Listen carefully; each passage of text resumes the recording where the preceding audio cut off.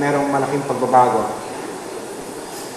Unang-una ay sa pangapagdiriwang ay ang Gloria ay mananatiling aawitin.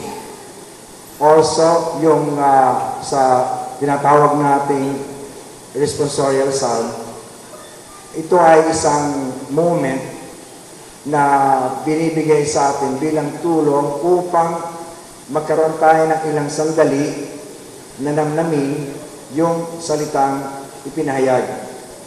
The covering he has, it is the cloak he wraps his body in. What else would he sleep in? If he cries to me, I will listen. Right?